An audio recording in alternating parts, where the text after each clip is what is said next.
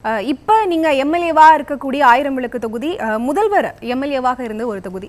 So இப்பவும் முதல்வர் தொகுதியை பத்தி விசாரிப்பாங்களா, தனி கவனம் செலுத்துறாங்களா உங்க தொகுதி மேல? எப்பொழுதும் ஆயிரம் விளக்கு தொகுதி தமிழ்நாட்டு முதல்வரோட தொகுதி தான். ஏன்னா அவரோட அரசியல் ஆரம்பம் ஆயிரம் விளக்கு தான்.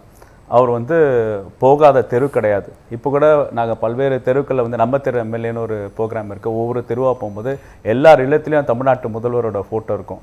ஏன்னா அவங்களோட வீட்டில் எல்லா நிகழ்ச்சிக்கும் போய் அவர் பங்கேற்றிருக்காரு. அது திருமண நிகழ்வாக இருக்கட்டும், இல்லை இரங்கல் நிகழ்வாக இருக்கட்டும், இல்லை மஞ்சள் நீராட்டு விழா இருக்கட்டும், பிறந்தநாள் கூட்டங்களாக இருக்கட்டும், தொகுதி மக்கள் முழுமையாக எப்படி ஒரு சட்டமன்ற உறுப்பினர் செயல்படணுன்னு ஒரு அருமையான எடுத்துக்காட்டு தமிழ்நாட்டு முதல்வர் தான். அவர் என்னன்னா நல்லா செயல்பட்டாங்கன்னா, அவங்ககிட்ட பொறுப்பு கொடுத்துக்கிட்டாங்கன்னா தமிழ்நாட்டு முதல்வர் அது திரும்பி கூட பார்க்க மாட்டார். நல்லா செயல்படுறாங்களா அப்படின்னு சொல்லுவார். ஆனால் அறிவுரை அவரோட நெடுங்கால அனுபவங்கள் இருக்குது. ஏன்னா அவர் கழகத்தில் இளைஞர் திமுகலேருந்து இன்றைக்கி தலைவராக வலம் வந்துட்டுருக்காரு.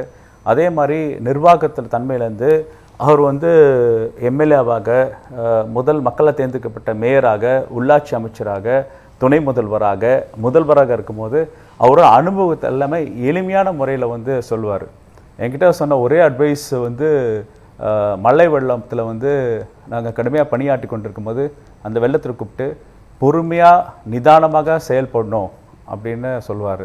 அரசாங்க இயந்திரத்தை எப்படி மக்கள் பயனுக்காக நீங்கள் கொண்டு போய் சேர்க்கறதுல எவ்வளோ பொறுமை ரொம்ப அவசியம்னு எனக்கு பாடத்தை கொடுத்த அரசியல் ஆசான் நம் தமிழ்நாட்டு முதல்வர்.